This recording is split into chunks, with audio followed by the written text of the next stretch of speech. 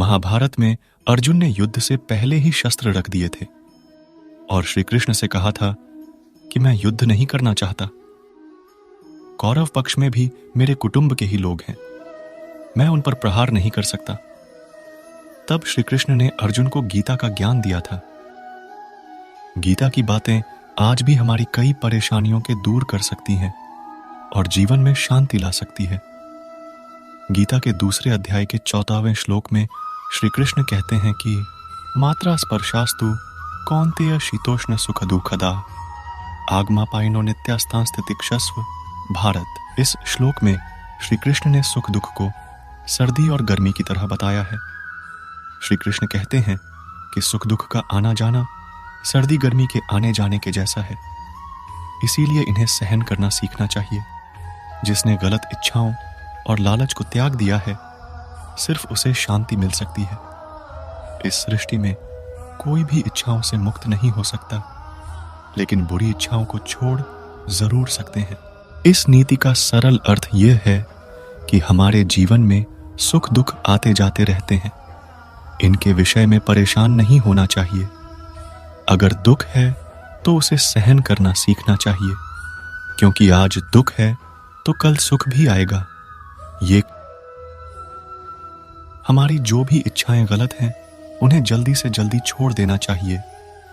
दूसरों की संपत्ति को देखकर मन में लालच नहीं आना चाहिए। लालच और गलत इच्छाएं व्यक्ति का मन अशांत कर देती हैं। इनसे बचने पर ही जीवन में शांति आ सकती है। सुख हो या दुख, हमें संभाव रहकर धर्म के अनुसार आगे बढ़ते रहना चाहिए। महाभारत युद्ध के दौरान श्री कृष्ण ने अर्जुन को कुछ उपदेश दिए, जिसके बाद अर्जुन ने युद्ध शुरू की और कौरवों को पराजित कर दिया। महाभारत के युद्ध को बुराई पर अच्छाई की जीत माना जाता है। महाभारत के दौरान भगवान श्री कृष्ण ने अर्जुन को जो उपदेश दिए, उसे जीवन का असली सूत्र माना गया है।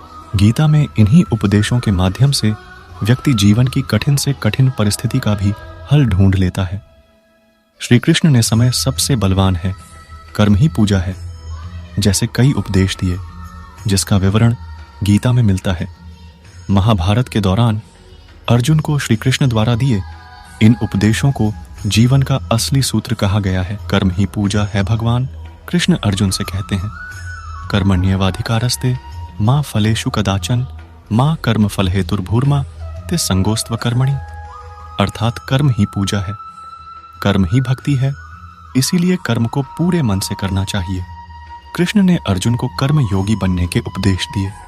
उन्होंने अर्जुन से कहा, जो भी कर्म करो यह सोचकर करो कि वह परमात्मा को समर्पित होता है।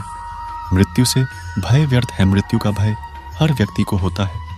भगवान कृष्ण कहते हैं, संसार के निर्माण के बाद से ही जन्म और मृत्यु का चक्र चलता आ रहा है और यह प्रकृति का नियम है। जो जन्म लेता है उसकी मृत्यु अवश्य होती है और मृत्यु के बाद जन्म अवश्य होता है। इसलिए मृत्यु से भयमुक्त होकर वर्तमान में जीना चाहिए। समय बड़ा बलवान है। महाभारत के दौरान अर्जुन विचलित थे और उनसे शस्त्र भी नहीं उठ रहे थे। तब श्री कृष्ण ने अर्जुन से कहा, समय बड़ा बलवान है, यदि तुम सोचते हो कि तुम शस्त्र नहीं उठाओगे तो इन पापियों का संहार नहीं होगा।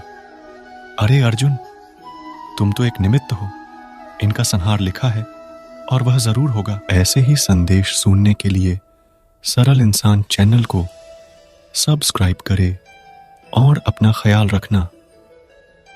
जय श्री कृष्ण।